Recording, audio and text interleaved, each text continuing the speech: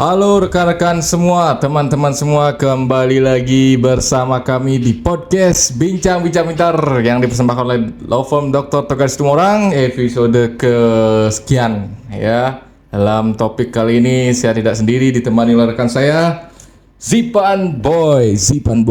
Baik, ini pertama kali ya bro ya tampil di podcast Bincang-Bincang Pintar. Mungkin akan menjadi sangat menarik. Iya, berarti dia ada di belakang kamera ya. Iya betul. Nah, jadi Bro Zipan adalah seorang staf legal di sini, magang dulunya lulusan mana bro satunya? Lulusan Universitas Jakarta. Universitas Universitas Islam Asafiyah. Masafia Jakarta ya. Ya. Kemudian saat ini beliau sedang menempuh S2-nya di Universitas Ngurah Rai. Wes cakep bro. Udah mulai gini. Sekarang lagi penyusunan tesis bro. Ya doakan saja semoga lancar bro ke depannya. Sendiri ya, buat sendiri. Ya sendiri bro. Kita ya. sekarang gak joki lagi bro. Harus dicontoh buat adik-adik semua bahwasanya yang namanya gelar itu kan harus diperoleh dengan hasil keringat sendiri ya bro ya. Betul banget bro. Jangan sampai jadi buat adik-adik ya kan, nanti jangan dicari cuma gelarnya aja terus prosesnya nggak menikmati, bukan betul itu bro. Betul banget bro, soalnya itu bakal pengaruh untuk kita ke depannya juga. Nanti kalau kita lulus, kalau nggak ada isinya, percuma juga dong. Ya. Buat apa? Gelar doang mah nggak ada gunanya. Iya betul. Ya, di podcast kali ini tentunya kita akan membahas hal-hal yang menarik seputar hukum, terutama perbincangan hangat minggu-minggu ini, mungkin ya bulan-bulan ini ya kali ya Bro Zipan ya. Ya betul. Ya rencananya sih bukan rencana sih, memang episode kali ini kita akan membahas pasal-pasal kontroversial di KUHP baru. Nah, mengingatkan berapa mungkin 7 bulan lagi ya, sekitar 8 bulan lagi lah. Ya, KUHP 8 bulan lagi akan resmi berlaku di Indonesia. Betul banget bro. Nanti. Itu produk Indonesia bro, ya kan. Harus kita harus kita apresiasi ya kebijakannya pemerintah begitu bro. Ya walaupun waktu peresmiannya itu waktu pengesahannya itu ya rancangan undang-undang rancangan kitab undang-undang hukum pidana yang baru itu menuai pro dan kontra dari seluruh elemen masyarakat, baik mahasiswa, praktisi hukum, ya semua turun di jalan waktu itu ya. Ingat 2019 2020 gitu ya. Iya bro, itu juga waktu kemarin 2020 ikut merasakan juga bro, panas di Jakarta bro. Jadi ikut juga demo bro. Waktu itu ikut banget bro. Berapa? Itu masih semester 2 bro. Itu langsung turun demo. Kita awalnya nggak tahu bro apa isinya kan. Ternyata KUHP baru bro. Tapi waktu itu nggak tahu isinya. Iya, nggak tahu. Jadi cuma sekedar ikut demo aja karena nggak tahu pemahaman apa. Ya udah ikut aja karena ya kita masih menyesuaikan kampus ya. Iya. Oh berarti cutting mungkin yang ngajak. Betul banget bro. Jadi ada instansi-instansi tertentu lah yang mengajak dan juga organisasi eksternal dari kampus gitu bro. Ya berarti ditunggangi lah ya kan gitu. Betul banget bro. Ya ini kan oknum lah yang kayaknya. Secara sistem demokrasi kita kan memang harus demikian, penyampaiannya harus apa yang ingin disampaikan masyarakat itu memang harus didengar kan, harapannya kan begitu tujuannya demo. Nah kembali lagi ke rancangan undang-undang RKUHP baru yang akan disahkan, yang akan resmi berlaku nanti 2026. Ini kan banyak pasal-pasal kontroversial nih. Betul banget bro. Kan ya tentunya dalam masa-masa transisi ini pasti banyaklah polemik-polemik yang terjadi antara kepemahaman masyarakat atau penerapan hukum itu sendiri ya, yakni KUHP baru ini kan begitu kan ya. Betul banget bro. Nah jadi menurut Zipan nih sebagai yang sekarang kan mahasiswa S2 nih, konsentrasinya apa sih S2? Lebih ke pidana mungkin. Pidana ya. Pidana. Cuma nggak menutup kemungkinan perdata juga ambil bro. Oh perdata juga ambil. Ya jadi sini ya. Kalau untuk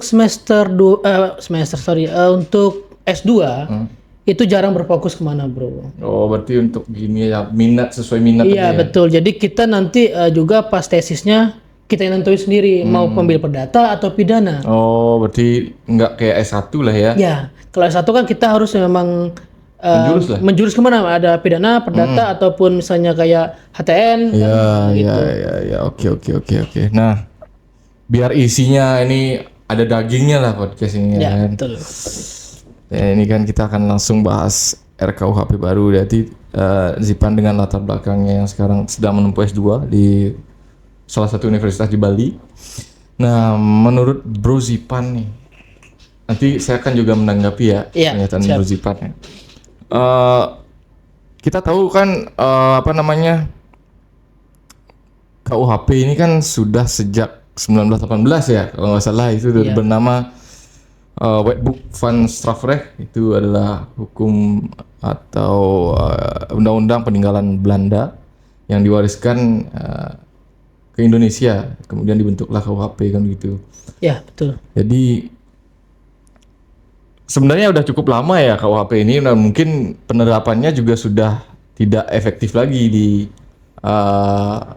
zaman sekarang kan gitu ya, Pan ya. Dengan berkembangnya teknologi, apalagi ada sekarang tindak pidana umum, tindak pidana khusus, tidak menutup kemungkinan di undang-undang ITE.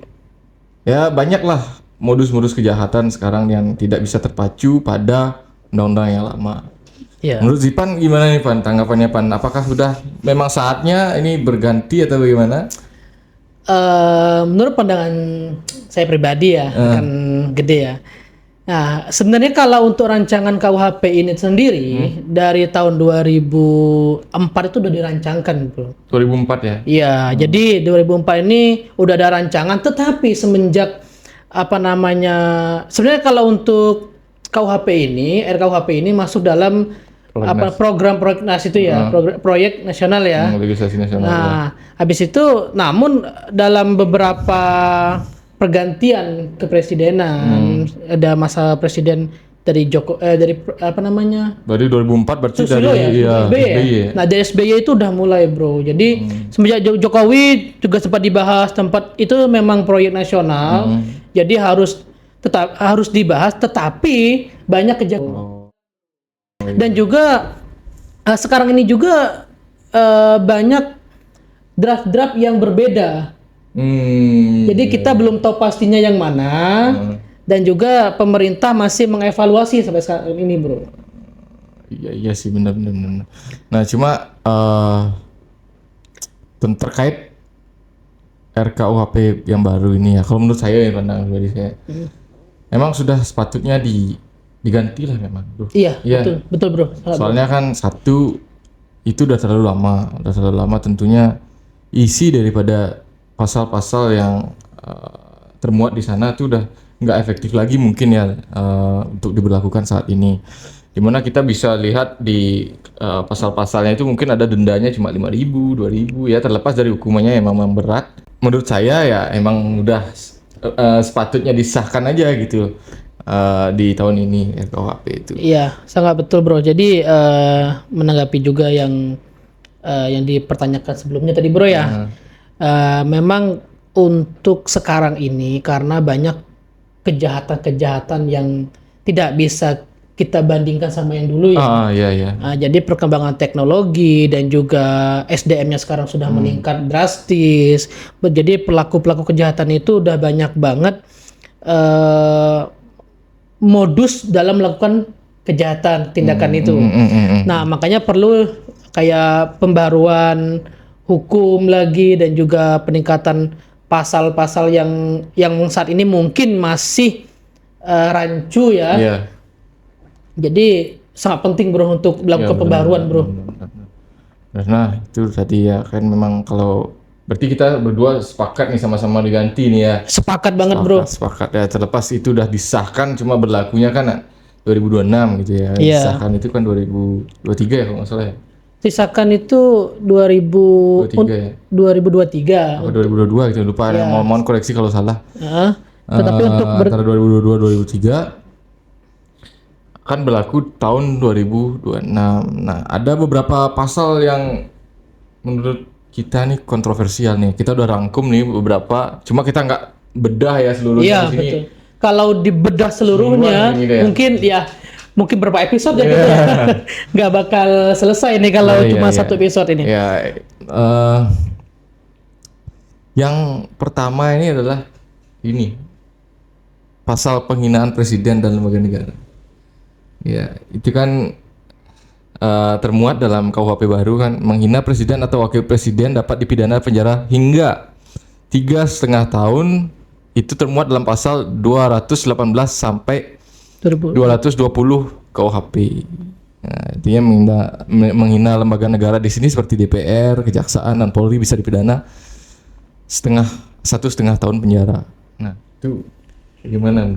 Kalau menurut saya bro ya, kalau menghina presiden dalam konteks misalnya kayak menyerang secara misalnya instansi, itu memang menurut saya sih emang udah terlaluan ya. Iya, iya. Tetapi kalau masalah pribadi kinerjanya itu hak warga negara dong, Iya, karena kalau kinerjanya iya. Iya. Kalau kinerjanya. kalau iya. instansi kalau kita hina karena dia instansi ini udah lama bekerja loh. Iya, Emang iya. kalau nggak ada instansi ini buat apa gitu kan? iya. Tetapi kembali lagi konteksnya ini pribadi, tetapi kalau dia menjalankan tugasnya tidak sesuai dengan undang-undang, nah itu kalau dihukum juga itu kayaknya bertentangan dengan undang-undang dasar, bro. Iya. Benar, tentang kebebasan berpendapat ya mungkin. Betul ya. banget, bro. Nah, kalau saya sepakat dengan Bro Zipan, kalau memang ini ya semoga nanti tidak menjadi celah lah ini buat jadi pasal karet ya, bumerang apalagi. Betul. Ya kan. Ini kan menyangkut tentang lembaga negara, presiden, wakil presiden, yang dimana kan ya memang lembaga-lembaga itu yang harus memang dikritik, yang menuai kritik dari lapisan masyarakat. Betul banget. Kita tahu bahwasannya setiap kebijakan apapun itu pasti menuai pro dan kontra, dan protesnya itu pasti ke lembaga-lembaga negara ini seperti presiden, DPR, wakil presiden, tak menutup kemungkinan mungkin aparat penegak hukum seperti Polri, jaksa gitu kan. Itu kita tidak bisa terlepas lah dari penyampaian aspirasi masyarakat di sana. Cuma kalau di dalam pembahasan ini mengenai tentang penghinaan begitu kepada lembaga negara, ya udah, Iya. itu salah menurut kami, karena lembaga negara kan itu adalah milik semua warga negara kan gitu. Betul banget. Itu fungsinya adalah untuk menjalankan sistem pemerintahan, konstitusi. Nah, jadi itu kalau dilecehkan oleh seorang atau oknum ya patut untuk dihukum lah kan gitu. Kalau seandainya misalkan konteksnya bukan dalam ranah menghujat tanpa ada dasar gitu, ya itu udah masuk dalam penghinaan juga dan juga ujaran kebencian juga sih, bro ya. Nah, menurut bro nih sebagai ini menyambung terkait pasal ini ya. Menurut Bro Zipan nih mengenai para pejabat negara atau lembaga negara misalkan yang ada yang anti kritik misalkan baperan gitu. Nah, gimana nih menurut?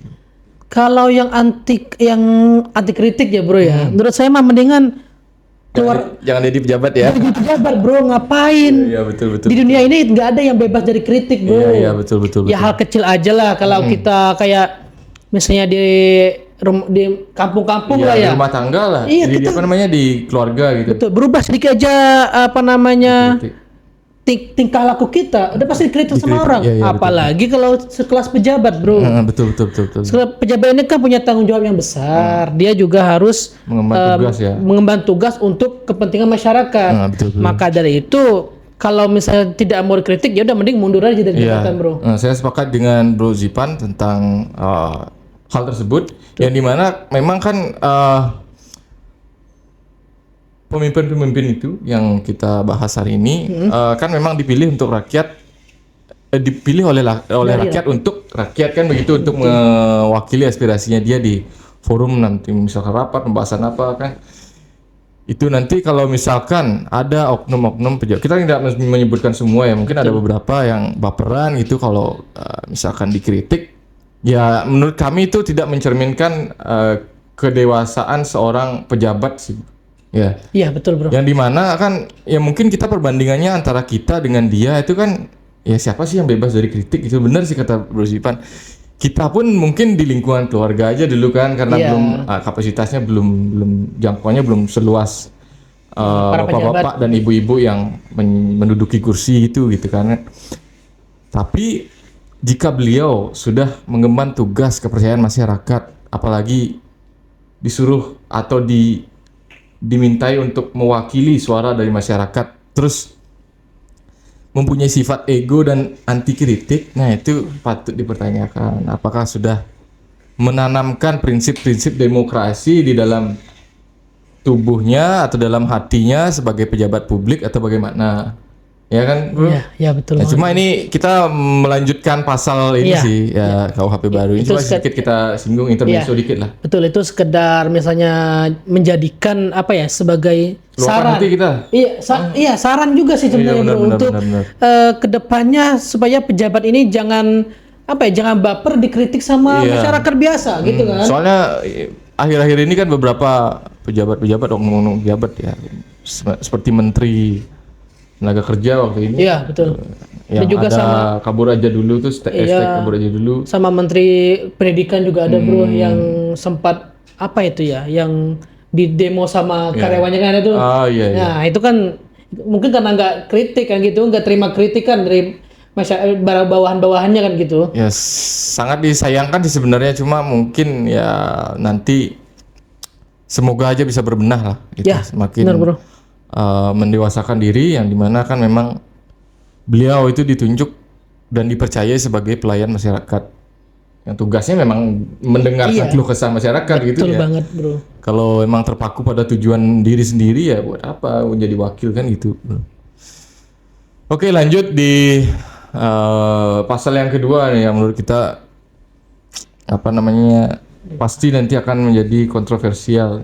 Iya. Yang sebelum-sebelumnya sudah sih sebenarnya. Iya, benar-benar. Cuma kita singgung lagi dalam pembahasan kali ini tentang kumpul kebo. Wah, ini Jadi ada yang mungkin suka kumpul kebo, jangan dulu ya. Nah, kita tidak patut ditiru. betul. Cuma ini ada banyak kontroversial lah ya. Jadi dari kumpul kebo ini di dalam pasal 411 dalam RKUHP yang terbaru ini bahwa yang berbunyi pasangan yang tinggal bersama tanpa menikah dapat dipidana hingga 1 tahun jika ada laporan dari keluarga. Nah, itu menurut Bro Gede gimana, Bro Gede? Apakah setuju dengan pasal itu atau masih ada kontra dari situ? Menurut saya sih setuju ya, asalkan ini kan konteksnya berarti masuknya delik aduan kan gitu. Betul. Barang siapa yang dirugikan itu yang berhak untuk membuat pengaduan atau laporan kan itu. Betul. Yang jelas apa namanya legal standingnya kan ada dalam kasus itu. Misalkan ada kumpul kebo ya yang berhak, mungkin misalkan anaknya nih kumpul kebo, yang berhak ya wali, orang tua. Ya kan, atau mungkin yang udah menikah ya pas suami atau istri itu yang berhak untuk membuat pengaduan. Nah, cuma penerapannya nanti saya nggak tahu ya nanti bagaimana penerapannya, apa lagi kan kita tinggal di Bali kan, bule-bule itu kita nggak tahu dia sudah resmi menikah atau gimana, dia tinggal di sini. Karena saya baca tuh itu berlaku juga terhadap warga negara asing yang tinggal di Indonesia. Nah itu apakah nanti penerapannya akan sejalan dengan rancangan ini atau bagaimana, kan kita lihat aja. Kita lihat aja nanti seiring perkembangannya gimana ya. Soalnya ya sekarang di Bali ya jujur mungkin banyak ya. Banyak banget WNA yang tinggal serumah tapi belum menikah kan begitu ya. Ya jangankan orang ini WNA Bro ya. Lokal pun banyak Bro. Wah, banyak temuan Bro ya. Cuma kita kan ini. Cuma di Bali mungkin hal yang lumrah. Bukan yang lumrah sih. Mungkin nggak begitu ada yang peduli ya. Mungkin ya. Nggak apa namanya ya. Kalau misalkan di luar Bali kan ada kumpul kebo nih misalkan, langsung satu RT itu grup itu. Saya sering lihat tuh di video-video. Ya kalau mungkin lah kita nggak menyebutkan daerah Bro ya. Mungkin daerah di luar Bali banyak apa namanya kayak laporan-laporan tentang saya kayak kumpul kebo, itu memang langsung digerebek lah dalam bahasa kasarnya ya. Cuma, nah gini Bro, saya lagi menanggapi tadi, khususnya di Bali nih Bro. Nah, misalnya kedapatan dalam kumpul kebo, nah kan itu kan mungkin ada yang menyebutnya itu kayak adat kami tidak bisa melarang. Sedangkan semisal dalam semisal sesudah berlakunya undang-undang KUHP yang terbaru ini, nah apakah itu bakal bertentangan bro dengan hukum adat di sini bro? Gimana bro? Nah, kalau menurut saya ya, kalau memang udah ada resmi hukum adat yang mengatur kan gitu, yang mengizinkan mungkin adat tertentu ya. Tapi saya nggak tahu, belum sempat baca sih apakah ada adat peraturan adat yang membolehkan hal demikian kan, kita tidak tahu juga kan. Cuma ya sesuai undang-undang dasar ya memang sistem perundang-undangan di Indonesia mengakui adanya hukum adat kan begitu. Iya. Bro Zipan, mungkin nanti akan diberlakukan kembali lagi lex spesialis lagi generali itu, yang dimana kan aturan yang bersifat khusus akan menyampingkan yang umum ya kan. Tapi ya kita nggak tahu lagi ini nanti penerapannya gimana, soal kan syarat pemberlakuan lex spesialis itu kan tidak boleh bertentangan dengan undang-undang di atasnya kan itu. Oke, mungkin itu tadi yang pasal tentang kumpul-kumpul ya. Iya, kumpul-kumpul yang masih kontroversial juga waktu awal-awal disahkan itu. Iya. Waktu di apa namanya? Cuma mungkin waktu itu masyarakat belum paham bahwasannya ini merupakan delik aduan. Betul. Karena masih mikirnya, wah ini harus polisi. Nah, gitu kan nggak mungkin kan? Iya, enggak. Asalkan catatan beda halnya dengan prostitusi, perbuatan cabul. Nah, itu dan juga apalagi mengarah ke TPPO ya, yang dipesan melalui aplikasi itu. Ya mungkin nanti kan berbeda dengan hal itu. Iya. Soalnya ini kan ya kumpul kebo disebutkan bahwasanya di sini seseorang antara laki-laki dan perempuan tinggal satu rumah, itu kan ya. Betul bro. Oke, lanjut di pasal yang ketiga, ada di tepatnya pada pasal 256 KUHP. Ini yakni demonstrasi harus menggunakan izin. Wah, setelah rumah ibadah harus berizin, ternyata demo juga harus izin. Wah. Ya sebenarnya bro ya, kalau demo ya, kita kata demonstrasi, kita ambil kata dari bahasa demo. Demo ini kan identiknya dengan para mahasiswa bro, dan aktivis-aktivis ya. Nah sebenarnya kalau untuk demo dari dulu memang sudah ada izin bro sebenarnya bro. Jadi waktu tahun 2020 kita flashback lagi ya, 2020 kemarin juga sempat diberitahukan bahwa sebelum demo itu minimal 2 kali 24 jam itu udah ada laporan. Oh, berarti dulu juga gitu ya? Dulu emang gitu bro. Oh iya. Untuk demo. Supaya apa? Jadi ada di saat hari hanya, jadi contoh lalu lintas tuh dialihkan bro. Jadi nggak ada melewati itu. Oh iya. Itu untuk menghindari kayak misalnya takutnya ada terjadi amukan massa, ada oknum-oknum tertentu misalnya memprovokasi jalannya demo kan. Tujuan demo ini kan untuk ini apa namanya? Apa yang jadi keluh kesah masyarakat, mahasiswa kan melalui mahasiswa semuanya itu kan. Nah biasanya ada tuh salah satu oknum, ini memprovokasi agar melempar batu lah ke pihak yang ini, yang mau demo. Nah itu salah banget ya. Tapi kalau untuk pasal ini kayaknya nggak kontroversial bro, karena bener, wajib mengizin ya, biar polisi juga mempersiapkan lalu lintas gimana segala macam ya.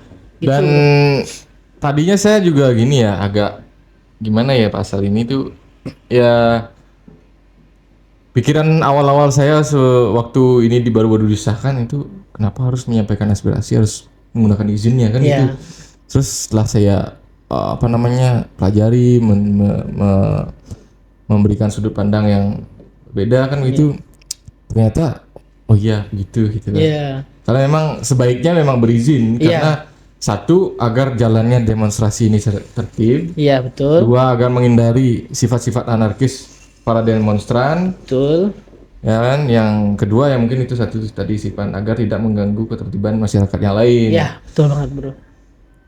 Secara kita tahu lah demonstrasi di Indonesia ini bagaimana? Sebenarnya saya nggak tahu ya yang mana yang salah, antara pendemonya yang terlalu emosian atau memang pemerintahnya yang tidak mau mendengar kan gitu, sehingga demonstran ini ibaratkan emosi lah, terpancing kan, terprovokasi. Iya, betul. Yang dimana hal tersebut kan memang jelas-jelas menciderai lah demokrasi kan gitu. Yang dimana seharusnya demonstran itu bisa menyalurkan aspirasi masyarakat melalui aspirasinya dia, melalui suara-suara vokalnya dia. Kemudian juga harus sambil merusak fasilitas umum sih ya, menurut saya keliru juga gitu. Nah, buat apa Anda berdemo terus ujung-ujungnya merusak kan gitu. Iya, betul. Ya mending fokus ngerjain skripsi aja kalau menurut saya. Jangan demo-demo kemarin bro ya. Ya kalau memang kalau kalau sifatnya anarkis ya. Iya. Cuma kalau memang kalau demonya tujuannya benar, semisal kayak ya kemarin ya kayak Cipta Kerja kan, tahu sendiri bro. Ya tapi itu juga gini juga bro. Iya, banyak bro itu. Ya cuma ya syukurlah Iya, bisa berjalan. bisa ini kan, misalnya banyak Bisa ya. tertib lah. Banyak ya semenjak mungkin kalau nggak demo itu nggak ada ini bro, nggak ada kayak perubahan-perubahan juga bro. Revisinya. Iya, jadi demo tuh ada apa namanya sisi baiknya juga. Bukan artinya didengar hanya lah. kadang kan orang awam mendengar ngapain sih demo-demo kan gitu, Iya. nggak guna. Nah, padahal kan kalau orang awam emang gitu bro, jadi emang nggak tahu apa isi undang-undang, mereka tinggal ini aja kan. Padahal undang-undang itu kan biasanya kadang-kadang menjatuhkan masyarakat satu, kadang juga cuma buat kepentingan pribadi juga kan. Oh ya, kepentingan gini ya, kepentingan beberapa Ya golongan lah ya. golongan nih intinya gitu bro. Ya seiring perkembangan waktu kan tentu ada amandemen ya kan. Betul bro. Ya lanjut. Nah, ini selanjutnya nih bro, itu kan mungkin bagi dampaknya mungkin kan untuk para pemerintahan ya, itu ya tadi kita bahas ya. Nah selanjutnya untuk masyarakat bro, khususnya kayak para pekerja kan, contoh seperti jurnalis, aktivis. Nah itu contohnya kayak di pasal penghinaan presiden. iya. Itu kan sangat berpotensi membatasi kinerja Dari jurnalistik ataupun aktivis dalam mengomentari bro. Kalau menurut saya sih aktivis mungkin ya, tapi wartawan ya pasti tahu lah. Soalnya kan sepemahaman saya, kalau tidak salah ya mohon koreksi, wartawan itu ada kode etiknya bro dalam menerbitkan suatu berita kan gitu. Jadi ada di sana undang-undang tentang pers tahun 1991 kalau nggak salah, itu mengatur tentang kebebasan pers. 99 lupa, tahun 1999 itu tentang pers, yang dimana pers kan memang punya hak imunitas selama apa yang diterbitkan itu satu tidak membuat berita hoax ya, ujaran kebencian, ya yang lain itulah pokoknya ancaman. Nah, wartawan itu bebas menerbitkan berita, dan juga apabila nanti ada kekeliruan, misalkan salah sudut pandang mungkin si wartawan, itu bisa diajukan hak sanggah kan namanya kan gitu. Hak sanggah. Jadi yang bersangkutan lah yang mengirimkan surat kepada wartawan bahwasanya apa yang ditulis itu gini loh yang benar gitu. Berarti ujug-ujug wartawan bisa dilaporkan gitu enggak. Oke, berarti dalam ini bro ya. Sorry saya ini bro, saya tanggapi.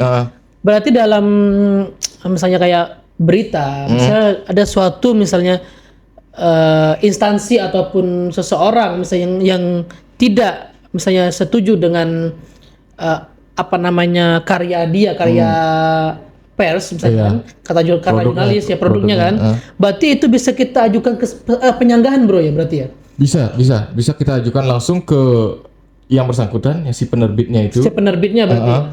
Langsung kita ajukan ke sana bahwasanya atas pemberitaan tersebut ini loh yang benar. Nanti kita tuangkan di sana pernyataan-pernyataan kita, bahwasanya tanggapan kita, nanti mereka akan menerbitkan berita yang terbaru kan gitu.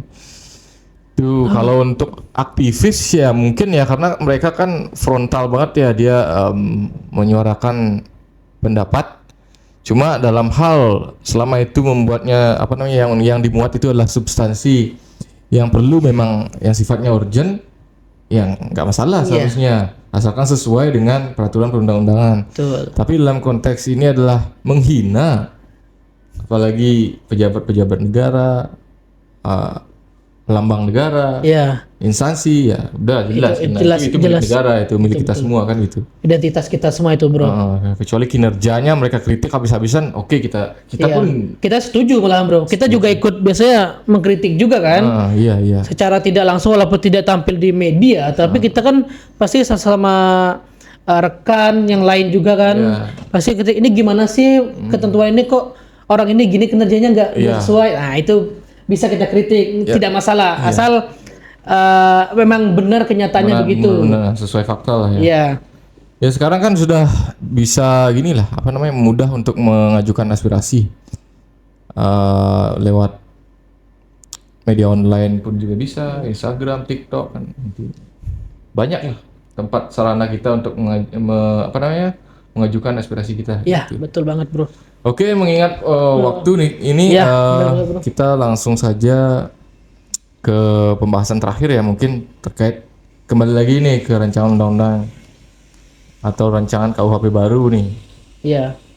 Bukan rancangan KUHP baru sih, udah disahkan ya. Tinggal pemberlakuannya aja, Bro. Pemberlakuan di 2026. Iya. Nanti semisalkan nih ada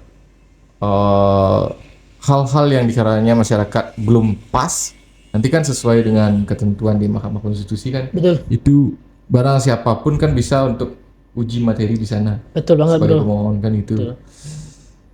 Nah selain itu juga bro ya ini kan kita memohonlah kepada kayak instansi pemerintahan ya, khususnya kayak DPR, Presiden, ya seluruh pembuat elemen yang menaskahkan ini lembaga legislatif dan eksekutif. Ya, itu pokoknya untuk mensosialisasikan lagi, bro. Iya, sekarang kan lagi gencar itu. Betul banget, bro. Jadi Kejati. Tolonglah disosialisasikan lagi supaya tidak ada kekeliruan antara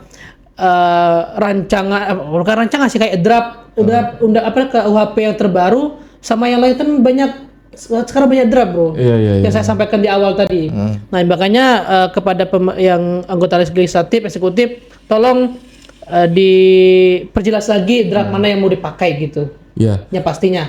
Oke.